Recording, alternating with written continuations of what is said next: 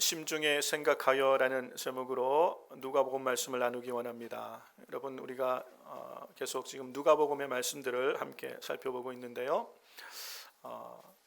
오늘 누가복음 12장 말씀 중심으로 여러분과 나누는데, 여러분, 우리가 살다 보면 가끔 우리는 우리 주변에서 재산을 상속받아서 그 상속받은 재산을 분배하는 과정에 가족 간에, 형제 간에 다툼이 일어나는 일들을 종종 듣게 되죠. 보게 됩니다. 이렇게 재산 분배로 인하여 다툼을 갖다가 형제 사이에 원수가 되고 가족 가운데 가족이 깨어지고 정말 그렇게 원수보다 못한 그런 상태가 되어졌다는 얘기들을 종종 이렇게 듣게 되는 것 같아요. 그러니까 이 돈을 사랑하는 것, 이 돈을 좀 더 갖겠다는 이 마음의 탐심, 마음의 욕심이 들어오는 순간 정말 더 중요한 가치, 정말 더 소중한 가치, 그 관계들을 잃어버리게 된다는 것이죠. 오늘 우리 주님은 이 누가복음 12장 본문을 통해서 이와 같은 상황들을 우리에게 말씀해 주시면서 우리 인생에 정말 중요한 가치가 무엇인지에 대해서 우리에게 말씀하고 계시는 본문입니다. 예수님께 한 사람이 찾아와서 주님, 형님이 나와 유산을 좀 공평하게 나누게 해달라라고 이렇게 부탁을 합니다. 형님이 내게 유산을 내게 돌아올 분깃을 잘 주도록 우리 예수님께 좀 도움을 구하고 있는 모습을 볼 수 있어요. 근데 예수님께서는 이 사람의 어떤 형제 간의 재산 분배 문제에 관여하시지 않고 반면에 이 이야기를 통해서 우리 안에 있는 본질적인 문제, 우리 내면에 있는 탐심의 문제를 주님이 다루고 계시는 걸 볼 수 있습니다. 예수님 당시에 형제 간의 유산을 나누는 모세의 법은 두 형제가 있다면 형이 3분의 2의 분깃을 갖고 동생이 3분의 1의 분깃을 갖는 것이 그게 유대인들에게는 정해진 법이었어요. 그렇게 만약에 정해진 대로 공평하게 가졌으면 뭐 이런 분쟁이 있을 수 없겠죠. 그런데 아마 이 동생이 생각할 때에 이것은 좀 공평하지 못하다라는 생각이 있었던 것 같아요. 어쩌면 이 동생이 부모님을 모셨을 수도 있고 뭐 여러 가지 정황 가운데 내게 좀 더 많은 분깃이 돌아와야 될 것 같다는 생각을 했을지도 몰라요. 그래서 이 사람은 예수님을 찾아와서 예수님의 이름, 예수님의 권위를 좀 이용해 보고 싶었던 것 같아요. 예수님이 우리 형에게 말씀해 주시면 형이 나에게 분깃을 더 줄 수도 있지 않을까라고 주님을 한번 이렇게 이용해 보려고 했던 것 같아요. 어쨌든 간에 이 사람 안에 정당하지 않은 탐심이 있었던 것을 짐작해 볼 수가 있습니다. 그래서 예수님께서는 돌이켜서 그와 또 함께 있는 모든 사람을 향하여 말씀하신 내용이 12장 15절에 이렇게 말씀하시죠. 삼가 모든 탐심을 물리치라. 사람의 생명이 그 소유에 넉넉한데 있지 아니하니라. 너무 중요한 말씀을 하시는 것이, 이게 인생의 원리라는 거예요. 사람의 생명이 그 소유에 넉넉한 데 있지 않다. 여러분, 이 생명이란 말은 분명히 우리 주님이 어떤 의미로 말씀하셨는지 한 두 가지 정도로 생각해 볼 수 있을 것 같아요. 사람이 살아가면서 이 땅에서 경험하고 누리는 참된 행복, 이 참된 만족이란 것이 소유의 넉넉함으로서 오는 것이 아니라는 부분을 지금 얘기하신 부분일 수도 있고요. 우리의 생명, 아니 우리의 영원한 생명, 영생과 구원이 소유의 넉넉한 것으로 되어지는 것이 아니라고 얘기하실 수도 있어요. 어쨌든 간에 우리가 이 땅의 삶이든 영생의 삶이든 사람의 생존, 이 사람의 살아가는 모든 인생이 소유의 넉넉한 것으로 다 해결되는 것이 아니라는 것이, 인생의 목적이 소유의 넉넉한 많은 것을 소유하는 것에 있지 않다는 것을 주님은 분명히 말씀을 하고 계신 것입니다. 그런데 우리가 살아가는 세상은 사실 이 소유에 대한 욕심들이 많이 있어요. 이 탐심에 대한 욕심들이 누구에게나 다 있는 것을 보게 됩니다. 예수님은 이런 말씀도 하셨죠. 마태복음 6장 24절에 보면 한 사람이 두 주인을 섬기지 못한다라고 말씀하셨어요. 그러면서 하나님과 재물을 겸하여 섬길 수 없느니라 라고 말씀하시는 거예요. 이 재물이라는 것, 돈에 대한 탐심, 이것은요 하나님과 비견될 수 있, 우리 안에서 하나님의 위치를 차지할 수 있을 만큼 사람들의 인생에 강력한 영향을 미치는 거예요. 이게 탐심이라는 것이, 돈에 대한 욕심. 그래서 이것을 사도 바울은 분명하게 이 탐심이 우상 숭배가 된다라고 골로새서에서도 얘기하고 있어요. 탐심이 우상 숭배다. 여러분, 우리가 살아가는 이 세상에서, 그리고 살아가는 이 사회 생활 가운데 일어나는 많은 분쟁들, 아니 거의 대부분의 다툼, 그리고 모든 악의 배후에는 이 돈에 대한, 물질에 대한 탐심이 뿌리가 되는 걸 알 수 있죠. 그렇습니다. 사건이 어찌됐든 다 이 물질에 대한 이익과 관련되어져서 분쟁과 다툼과 그런 모든 악이 이렇게 발생하게 되는 것을 우리는 쉽게 알 수 있죠. 성경은 이 부분에 대해서 분명하게 우리에게 미리 경고하고 있는데요. 야고보 사도도 이것을 우리에게 분명히 말씀하고 있습니다. 디모데전서 말씀을 먼저 같이 보면, 디모데전서 6장 10절에 현대인의 성경으로 같이 한번 볼게요. 돈을 사랑하는 것이 온갖 악의 뿌리가 됩니다. 이것을 가지려고 열망하는 사람들이 믿음에서 떠나 방황하다가 많은 고통을 당하고 마음의 상처를 입습니다. 돈을 사랑하는 것, 재물에 대한 욕심, 탐심이 온갖 악의 뿌리가 되는 것을 분명히 말씀하고요. 이것이 심해지면 이 재물에 대한 욕심 때문에 가족 간에도, 또 형제 간에도, 어떻게 보면 정말 평생을 함께 왔던 친구 간에도 관계가 깨어지는 모습들을 볼 수 있는 것이요. 심지어는 믿음까지도 벗어버리는, 믿음에서도 떠나게 되는 상황이 이 돈을 사랑하는 것 때문에 발생하게 되는 결과인 것을 우리에게 경고하고 계신 거예요. 그만큼 이 탐심이라는 게 우상 숭배와 같이 우리의 마음에서 하나님이 계셔야 될 자리를 밀어내는, 얼마든지 우리 인생에 영향력을 가질 수 있는 것이 돈, 물질, 재물에 대한 탐심인 것을 말씀합니다. 사람이 이 재물에 대한 욕심이 우리 마음에 싹 들어오는 순간 어떻게 돼요? 판단력이 흐려지게 돼요. 판단력이. 그래서 우리 안에 돈이 들어오면 눈이 멀었다라는 얘기를 종종 하잖아요.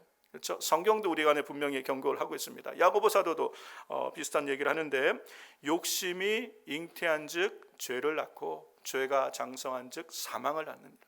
우리 안에 욕심이 들어오기 시작하면, 욕심이 내 안에 들어오면 이것이 눈을 가려서 죄를 우리 안에 만들어내게 돼. 죄의 길을 가게 만들고, 이것이 멈춰지지 않고 계속 가다 보면 반드시 사망, 죽을 수밖에 없는 일을 선택하게 된다는 것이요.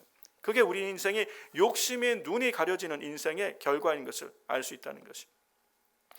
이 탐심의 눈이 가려지면 우리는 잘못된 판단을 하게 되고요, 잘못된 선택과 결정을 하게 돼서 결국은 남들은 다 볼 때 저렇게 하면 안 되는데 라고 아는데 자신은 몰라요. 왜요? 잘못된 이 탐심이 들어오는 순간, 욕심이 들어오는 순간 판단력이 이루어지는 거예요. 눈이 멀어져서 잘못된 결과를 선택하게 되죠. 엊그제 금요일 저녁에 윤 목사님이 젊었을 때 있었던 간증을 해주셨는데 참 공감이 많이 돼서 여러분에게 좀 소개를 해드리려고 그러는데, 20대 초에 미국에서 이렇게 지내면서 한 가게에서 이렇게 일을 하셨대요. 일을 했는데 어느 날 흑인 2명이 가게에 쑥 들어오더니 손에 노트북을 하나 들고 이거를 200불에 팔겠다 그러더래요. 그 노트북이 새 노트북이고, 그 당시에는 노트북이 굉장히 비쌌습니다. 2,000불도 훨씬 넘는 이 노트북을 200불에 팔겠다 그러니까 갑자기 신형 노트북 새 거를 200불에 살 수 있다니까 마음에 이 탐심이 싹 들어온 거예요. 그렇죠. 그래서 좋다 그래가지고 사장님에게, 마침 그날이 월급 받는 날이었대요. 사장님에게 200불을 먼저 받고 하나 사고, 사장님도 덕분에 또 하나 사고 이렇게 샀나 봐요. 그래, 좋은 마음에, 설레이는 마음에 사람들 없는 데 가서 그 새 박스를 딱, 이제 노트북 박스를 새로 개봉을 딱 했는데 그 안에 노트북 대신 벽돌이 2장이 나오더랍니다. 여러분, 이게 누구나 봐도 어처구니 없는 일이잖아요. 그런데 그 순간 그 당시 노트북이 굉장히 비쌌어요. 그거를 200불에 살 수 있다는 마음에 판단력이 흐려지니까 누가 봐도 이게 정상적이지 않은 건데 그거를 계산하지 못하고 돈을 먼저 200불을 주고 박스를 받은 거예요. 노트북 대신 벽돌 2개 있는 박스를. 여러분, 우리가 이런 일을 우리 삶에서 한두 번 경험하시죠? 우리 안에도 얼마든지 우리는 이런 경험을 할 수 있다는 것이에요. 탐심이 우리 안에, 욕심이 살며시 들어오면 정상적으로 우리가 볼 수 있는 것들도 보지 못하고 욕심이 이끌려서 잘못된 결정하게 되는 경우가 참 많이 있는 것을 보게 됩니다. 예수님께서 오늘 이 탐심에 대해서 우리 가운데 말씀하시면서 우리 가운데 이 탐심을 언급하시고 이어서 하시는 비유로 한 어리석은 부자에 대한 비유를 말씀해 주세요.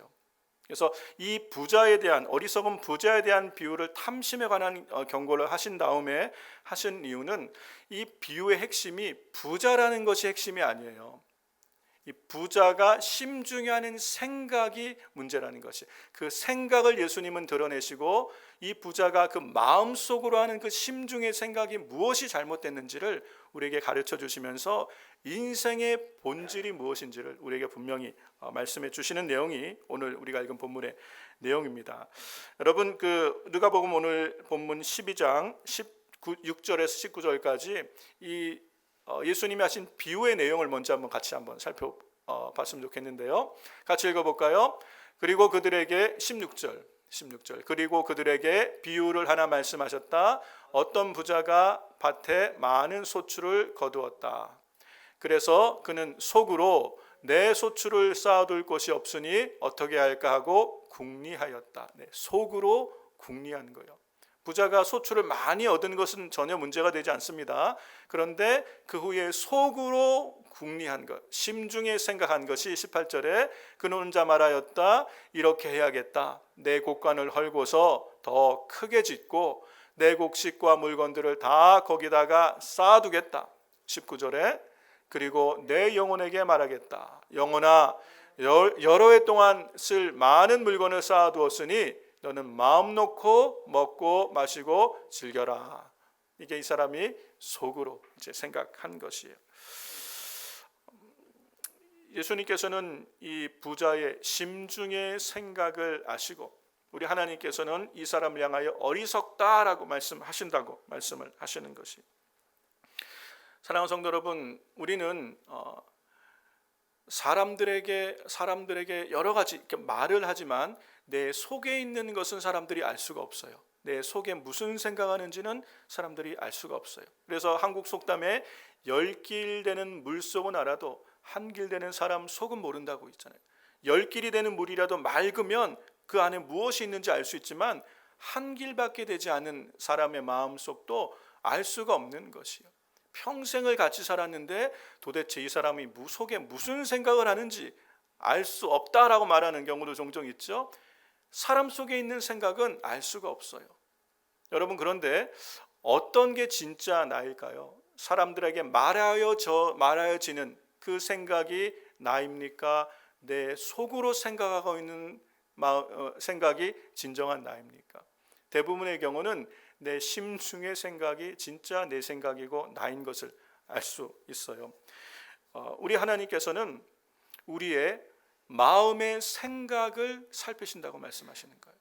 우리는 사람들에게 내 마음의 심중을 드러내지 않으면 사람들은 내 마음에 어떤 생각을 하는지 알지 못하지만 하나님께서는 우리의 심중의 생각, 마음의 의도와 동기까지도 다 아시고 그것을 판단하시고 그 행위대로 심판하시겠다고 말씀하신다는 것이. 그러므로 하나님 앞에서 우리의 생각, 우리의 삶에 지금 드러나는 모습이 어떻든 간에 마음의 생각이 얼만큼 중요한지를 우리에게 지금 말씀하시는 걸 볼 수 있습니다. 성경에 사무엘상 16장 7절에 우리 현대인의 성경으로 같이 한번 보면 그러나 여호와께서는 사무엘에게 이렇게 말씀하셨다. 용모와 신장을 보고 사람을 판단하지 말아라. 이 사람은 내가 말하던 자가 아니다. 내가 보는 것은 사람의 보는 관점과 다르다. 사람은 외모를 보지만 나 여호와는 중심을 본다. 하나님께서 보시는 것은요, 우리가 보는 거와 관점이 다르대요. 사람은 드러난 것을 봐요. 그렇죠? 알려진 것을 봐요. 내 말한 것을 들어요. 내 삶에 드러나 있는 외모를 보는 것이에요. 그런데 하나님은 그것에 속지 않으시고 우리의 중심을 보신다는 거예요. 내 마음, 내 말, 그 말의 동기와 의도를까지도 하나님은 보시는, 이게 중심을 보신다는 말의 의미예요. 예레미야서 17장에는 더 구체적으로 말씀하십니다. 9절에서 10절 말씀 우리 현대인의 성경으로 같이 읽어볼까요? 그 무엇보다도 거짓되고 부패한 것은 사람의 마음이다. 누가 그런 마음을 알 수 있겠는가? 그러나 나 여호와는 마음을 살피고 그 깊은 동기를 조사해서 각 사람이 행한 대로 갚아주겠다. 네, 개역 한글에는 만물보다 심히 거짓되고 부패한 게 사람의 마음이다라고 얘기해요.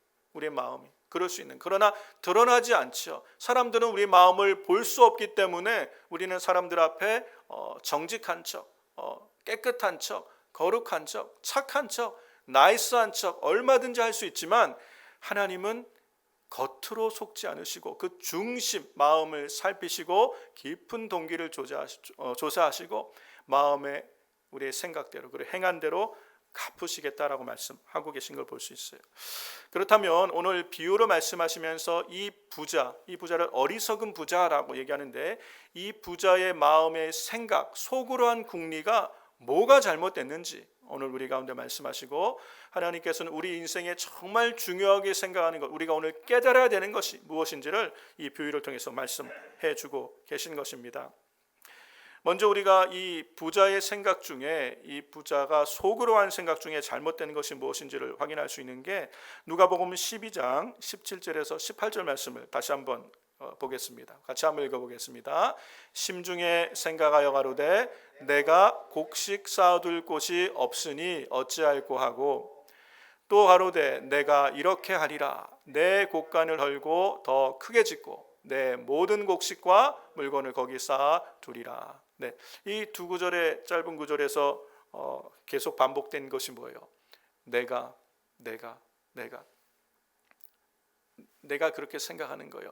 내 창고, 내 곡식, 내 소유, 이것이 다 내 것이라고 확신하고 있어요. 사랑하는 성도님은 대부분 다 우리가 그렇게 생각하죠. 내가 밤낮 잠 못 자고 애쓰고 수고해서 벌어들인 모든 소득 다 내 것이죠. 맞아. 여러분이 수고하고 애써서 번 것이 내 소유예요. 그런데 이 사람이 착각하고 있는 것은 이게 정말 내 것이라고 착각하고 있는 거예요. 그런데 하나님께서는 그렇지 않다라고 지금 말씀하고 계신 겁니다. 이 부자가 착각하고 있는 게 물질의 진정한 주인이 누구인지를 잘못 알고 있는 것이에요. 사랑하는 성도 여러분, 하나님을 만나면 분명히 변화되는 것이 한 가지가 있어요. 하나님을 만나면 삶의 주인이 바뀌잖아요. 그렇죠? 물질도 마찬가지예요. 요한 웨슬레, 감리교회 창지자인 요한 웨슬레는 이런 얘기도 했습니다. 진정한 회심은 너의 지갑이 회심해야 된다는 것이, 우리의 물질관이 바뀌지 않는 회심은 진정한 회심이 아니라는 것이, 삶의 주인이 바뀌지 않는 것은 진정한 회심이 아니라는 것이, 하나님을 경험하고 나면, 하나님을 정말 만나고 나서 주님이 내 삶의 주인이 되시면 물질에 대한 우리의 생각이 바뀌어진다는 것이, 그 대표적인 사람이 구약의 하나님 앞에 가장 사랑받던 사람 중에 한 명이었던 다윗. 이 다윗이 물질관을 엿볼 수 있는 그의 기도가 있어요. 역대상 29장의 기도를 저는 참 좋아하는데, 다윗이 솔로몬이 성전을 건축하기 위해서 준비할 때 그가 하나님 앞에 물질을 드리며 기도했던, 이 이스라엘 백성들 전체 앞에서 기도했던 다윗의 기도예요. 이 안에 다윗의 물질관이 들어가 있는 거예요. 하나님을 만나고 하나님을 사랑하고 하나님께 사랑을 받았던, 그래서 하나님 앞에 아름답게 쓰임 받았던 사람의 물질관이 이 안에 있어요. 같이 한번 보겠습니다. 여호와여, 광대하심과 권능과 영광과 이김과 위엄이 다 주께 속하였사오니 천지에 있는 것이 다 주의 것이로소이다. 여호와여, 주권도 주께 속하였사오니 주는 높으사 만유의 머리심이니이다. 부와 귀가 주께로 말미암고 또 주는 만유의 주제가 되사 손에 권세와 능력이 있사오니 모든 자를 크게 하심과 강하게 하심이 주의 손에 있나이다. 우리 하나님이여, 이제 우리가 주께 감사하며 주의 영화로운 이름을 찬양하나이다. 네, 13절의 고백을 할 수 있는 이유는 하나님의 절대적 주권을 다윗은 인정하고 있는 거죠.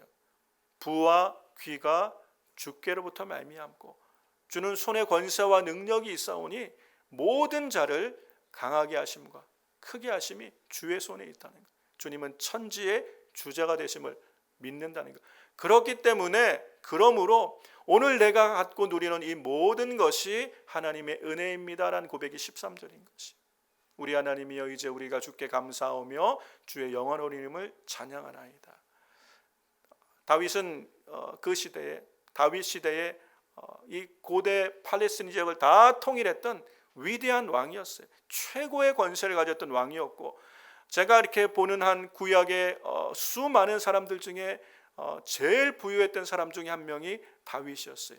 부와 권세와 능력이 누구보다도 강력했던 이 다윗, 그 다윗의 고백이 이 모든 것이 하나님께로부터 내게 온 것, 하나님 내게 허락하신 거라는 분명한 믿음의 고백을 하고 있는 것. 그래서 그 하나님께 감사로, 은혜로, 영광, 은혜에 대한 감사로 찬양하고 있는 시가 이 신앙, 다윗의 기도예요. 신앙의 고백인 것이요.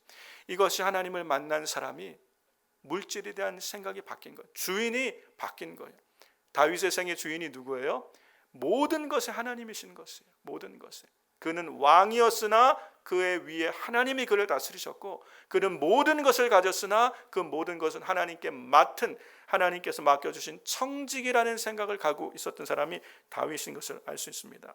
그래서 하나님은 이 다윗을 기뻐하시고 축복하시고 그를 통하여 하나님이 영광 받으셨는데, 사랑하는 성도 여러분, 우리는 우리가 소유하고 있는 모든 것의 주인이 나라고 생각할 때가 많습니다. 그러나 여러분, 진정한 소유는요, 내가 많이 쌓아둔 것이 내 소유가 아니라 우리 그리스도인에게는 어떻게 쓰느냐가 이게 진정한 소유인 걸 알 수 있어요. 세상에서는 많이 쌓아둔 것이 그것이 내게 힘이 되고 그것이 나의 소유라고 생각하지만, 하나님 나라에서는 그것을 어떻게 쓰느냐에 따라서 하나님께 우리가 평가를 받게 되는 것을 볼 수 있습니다. 그래서 이 역대상 29장 13절 이후에 다윗이 14절부터 16절까지 고백하는 고백이 있습니다. 같이 한번 볼까요? 14절부터 16절 말씀. 나와 나의 백성이 무엇이간데 이처럼 즐거운 마음으로 드릴 힘이 있었나이까? 모든 것이 주께로 말미암았사오니 우리가 주의 손에서 받은 것으로 주께 드렸을 뿐이니이다. 15절. 주 앞에서는 우리가 우리 열조와 다름없이 나그네와 우고한 자라. 세상에 있는 날이 그림자 같아서 머무름이 없나이다. 16절에 우리 하나님 여호와여, 우리가 주의 거룩한 이름을 위하여 전을 건축하려고 미리 저축한 이 모든 물건이 다 주의 손에서 왔사오니 다 주의 것이니이다. 아멘. 이게 다윗의 믿음의 고백이에요. 다윗은 소유하고 있는 그 물질 자체가 내 것이라고 생각한 것이 아니라 하나님 앞에 어떻게 쓰여지는 거에 따라서 이것이 진정한 소유가 됨을 고백하고 있는 거예요.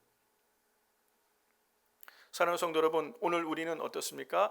많이 가지고 있는, 우리가 우리 인생의 미래를 위해서 많이 저축하고 있는 그 모든 것의 참 주인이 나라고 생각하십니까? 아니면 우리는 정말 하나님께서 이 물질을 우리에게 청지기와 같이 맡겨주셔서 선한 일 위해 마음껏 쓰게 하셨다는 이 믿음의 고백을 우리가 할 수 있어야 될 줄로 믿습니다. 달란트의 비유가 바로 이런 얘기예요. 주님은 우리에게 달란트를 맡기셨는데 맡기신 1달란트, 2달란트, 5달란트가 중요한 것이 아니었죠. 이걸 어떻게 활용하느냐를 우리 주님은 보신다는 것이, 우리에게 맡겨주신 것, 비단 재물만이 아니죠. 우리에게 허락하신 모든 것, 천지의 주제로부터 모든 것이 왔으니 이것을 우리가 어떻게 사용하여서 하나님 앞에 즐겁게 기쁨으로 드려지며 하나님의 일을 위해 쓰임받을 수 있는가, 이것이 참된 소유라는 것을 다윗은 고백하고 있는 것입니다.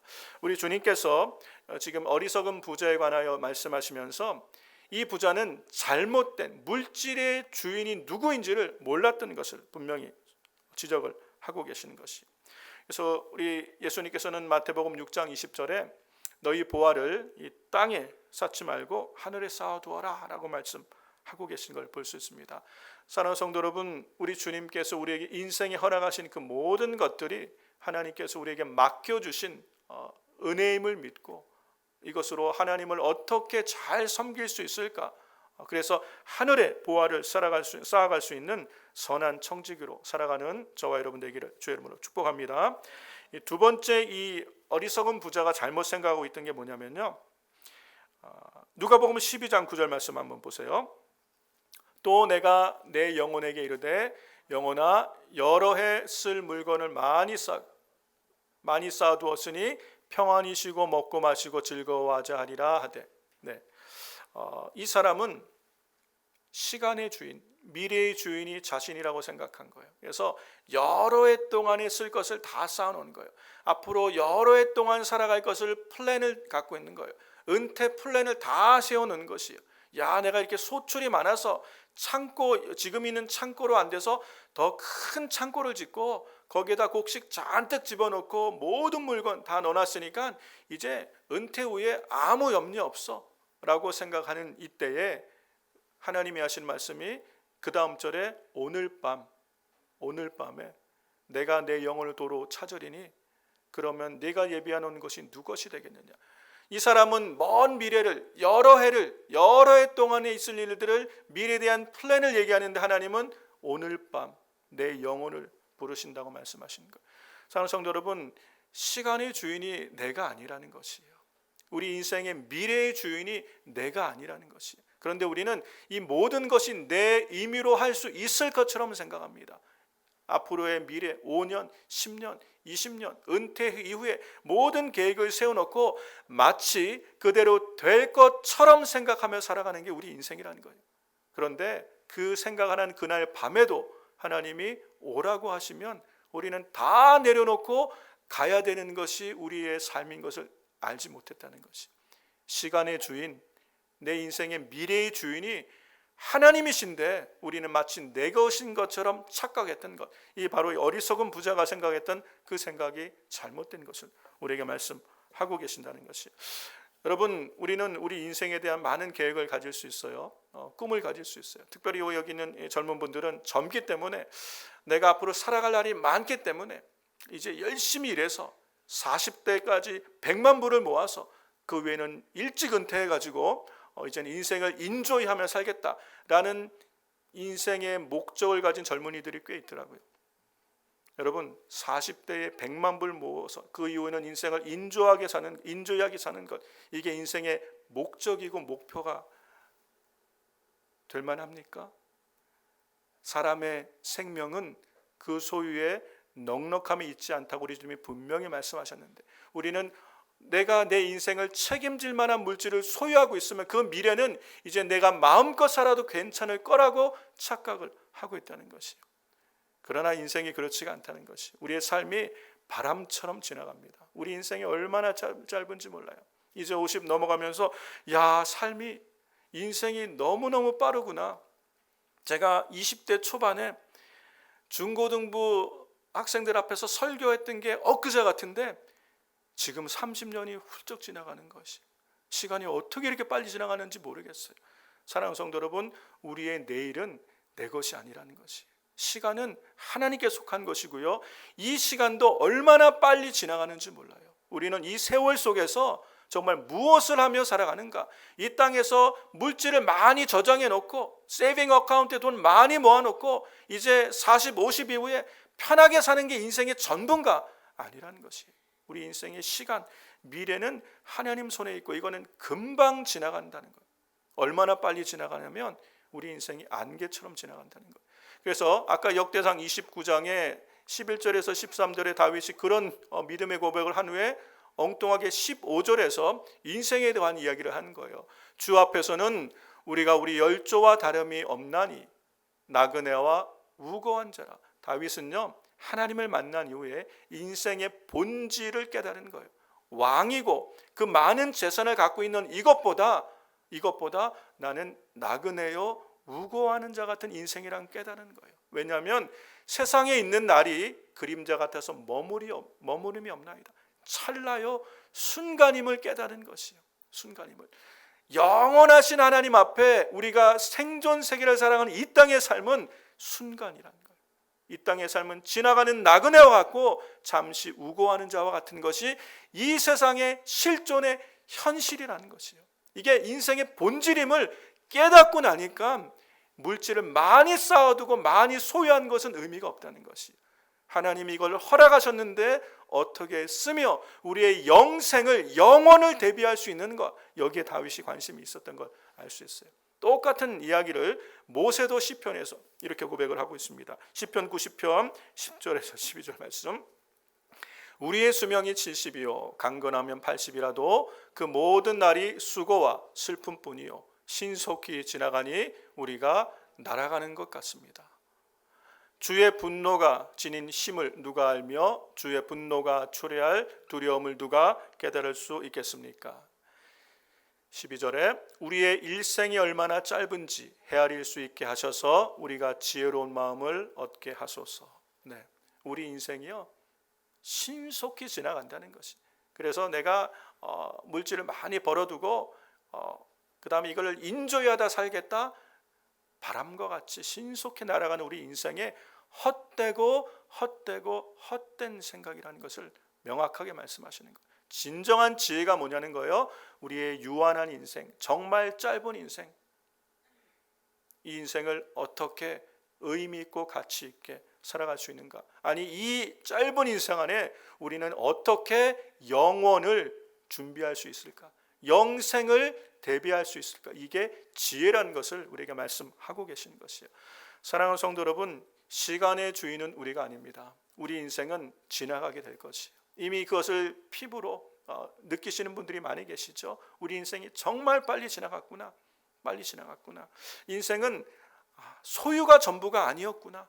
그렇다면 이제 우리는 이 남은 인생을 어떻게 살 것인가, 우리에게 허락한 이 시간을 어떻게 활용할 것인가, 우리는 어떻게 영생이라는 그 영원이라는 하나님의 시간대 앞에 설 수 있을까. 이것을 대비하며 살아가는 인생이 정말 지혜로운 인생인 줄로 믿습니다. 시간의 주인은 하나님이세요. 그 하나님은 영원을 사시는 하나님, 영원에서 영원까지 이 만물을 주관하시고 다스리는 그 하나님 앞에서 우리의 삶을 준비할 수 있는 우리 순전한 성도님들 되시기를 주의 이름으로 축원합니다. 마지막 세 번째, 이 어리석은 부자가 잘못 알고 있는 게 뭐예요? 영혼의 주인이 누구인지를 잘못 알고 있어요. 누가복음 12장 20절 말씀을 같이 한번 보겠습니다.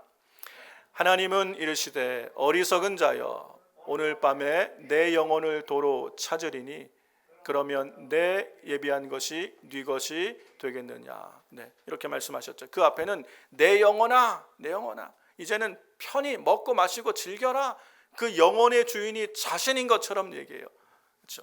여러분, 우리 영혼의 주인이 납니까? 내가 생각하고 느끼고 내가 경험하고 내가 하고 싶은 대로 다 할 수 있으면 그게 내 임의대로 다 됩니까? 그게 진정한 납니까? 그렇지가 않다는 거예요. 우리는 여러 가지 생각을 하고 여러 가지 계획을 세울 수 있어도 오늘 밤에 그 영혼을 향하여 오라 한 말씀하시면 이 모든 것을 내려놓고 가야 되는 것이 우리의 영혼이라는 거예요. 오늘 밤에 내 영혼을 도로 찾으리니 하나님이 우리를 향하여 너는 이제 올라오라 라고 한 말씀하시면 우리는 이 모든 것을 내려놓고 가야만 되는 인생이란 걸 기억하셔야 된다는 거예요. 내 영혼의 주인이 내가 아니에요. 내가 더 살고 싶다고 더 살게 되는 것도 아니고 죽고 싶다고 임의로 되는 것이 아니라 우리의 영혼은 하나님 손에 있다는 것이. 하나님께서 오늘 우리 영혼을 찾으시면 아무도 그 앞에서 거부할 수 없이 모든 것을 내려놓고 하나님 앞에 서야 되는 것. 이게 인생이라고 우리에게 말씀하시는 것이. 사랑하는 성도 여러분, 우리 영혼의 주인은 하나님이십니다. 우리의 몸만 죽일 수 있는 사람을 두려워하지 말고 몸과 영혼을 지옥으로 던질 수 있는 하나님을 두려워하라고 말씀하신 것처럼 우리 인생의 이 진정한 나인 영혼의 주인이 하나님이심을 깨달으라는 것이에요.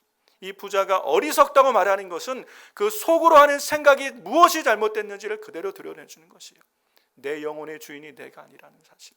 사랑하는 성도 여러분, 우리가 하나님의 주권 안에 있는 인생임을 깨닫고 하나님만이 내 영혼의 진정한 주인 되심을 고백할 수 있는 저와 여러분 되시기를 주의 이름으로 축원합니다. 그러므로 이제 우리 영혼이 뭘 해야 되는 것이에요? 우리의 영혼이 하나님 앞에 설 날이 있다는 것이, 우리 인생이 신속하게 지나가는데 우리가 어느 날 하나님 앞에 서야 될 날이 있는 것이, 젊은이들 젊기 때문에 나는 아직 시간이 많다? 아무도 장담할 수 없습니다. 누가 젊기 때문에 더 천천히 갈 거라고 장담할 수 있겠어요? 어떤 분이 이 백신에 대해서 거부 반응이 있는 분이 백신을 맞지 않고 있다가 코로나가 별거 아니라고 생각을 해서 차라리 코로나에 걸려서 그러고 나면 내 안에 항체가 생기니까 백신 안 맞아도 되겠지라고 생각해서 일부러 코로나에 걸렸대요. 그러는데 그 일부러 코로나에 걸렸는데 그 코로나로 죽게 되었다는 것. 여러분 그 뉴스 들으셨죠? 여러분 우리 인생이요 내 마음대로 되는 것이 아닙니다. 내 임의로 되는 것이 아니에요. 내가 젊기 때문에 아직 앞으로 살 날이 많다? 그렇지가 않습니다. 우리는 언제든지 하나님이 오라 그러시면 나이의 순서는 상관이 없는 것이에요. 가야만 되는 것이에요. 아무도 내 인생의 미래를 장담할 수가 없는 것이에요. 내가 이만큼 준비해놨기 때문에 앞으로 나는 이제 인생을 인조하며 살겠다? 내 마음대로 되는 인생이 절대로 아니라는 것이, 우리의 삶의 주인은 하나님이신 것이. 그래서 우리는 우리의 영혼의 때를 준비하는 것이 진짜 지혜 있는 삶인 줄로 믿습니다. 하나님 앞에 서야 되는 그 날, 이게 영혼의 때예요. 우리는 모두가 하나님 앞에 서야 돼요. 개인의 종말이든 인류의 종말이든 우리는 반드시 하나님 앞에 서게 될 날이 있다는 것이에요. 그날을 준비하지 못하는 인생이 어리석은 인생이라는 것이. 이 부자는 땅에서 재산은 곳간에 가득 쌓아놓을 준비를 하였으면서도 막상 가야 될 진정한 본향에 대한 준비는 하나도 해놓지 못한 거예요. 땅에다 창고는 크게 질 생각은 해놓고서도 하늘에 가야 될 본향 집은 준비하지 못하고 있는 것이. 여러분은 이 땅의 집을 얼마큼 준비하고 계십니까? 그러면 여러분 하늘의 집을 본향을 위하여 무엇을 준비하고 계십니까? 우리 영혼의 때를 하나님 앞에 서서 하나님과 영원을 살아가야 되는 그날을 위해서 우리는 어떤 것을 준비하고 있냐는 것이에요. 사랑하는 성도 여러분, 주께서 우리에게 지혜의 마음을 주시고 우리의 눈을 열어주셔서 정말 우리가 붙들고 바라보고 준비해야 될 것이 무엇인지를 깨닫게 하시는 은혜가 있게 되시기를 주의 이름으로 축원합니다. 말씀을 마무리하겠습니다. 탐심의 눈이 멀면요, 우리의 눈이 가려져서 영혼을 보지 못하게 돼요. 이 땅의 것이 전부인 줄 생각하고, 그래서 물질이 있어야 되기 때문에 내가 인생의 물질의 주인이 나라고 생각하고, 시간과 미래의 주인도 나라고 생각하고, 내 영혼의 주인도 나라고 착각하며 살아가다가 결국은 사망의 길로, 잘못된 선택과 잘못된 결정으로 망하는 길을 가게 되는 것, 이게 탐심에 사로잡힌 인생의 결국인 걸 보게 된다는 것이. 그러므로 우리 주님이 하신 말씀, 다시 한번 당부하신 말씀, 삼가 모든 탐심을 물리쳐라. 사람의 생명이 수에 넉넉한 데 있지 않다라고 말씀하십니다. 우리 인생이 어디에 보화를 쌓아야 되는지를 우리에게 명확하게 말씀해 주고 계시는 것이에요. 자기에게는 부유하지만 하나님에 관하여 인색한 사람들, 그 인생의 끝이 어떻게 되는지, 우리가 정말 힘쓰고 애써야 될 진정한 가치 있는 것이 무엇인지를 오늘 주님은 이 비유를 통해서 우리에게 말씀하고 계신 줄로 믿습니다. 오늘 이 말씀 따라 우리의 보화를 하늘에 쌓아두고 하나님의 선한 일에 우리의 허락하신 이 날 동안에 아름답게 헌신하며 쓰임받으며 영원하시는 영생하신 하나님 앞에 서서 영원을 살게 될 그날을 대비하며 준비하며 이 땅에서 주 안에서 승리하는 삶 살아가는 저와 여러분 다 되시기를 주의 이름으로 축원합니다.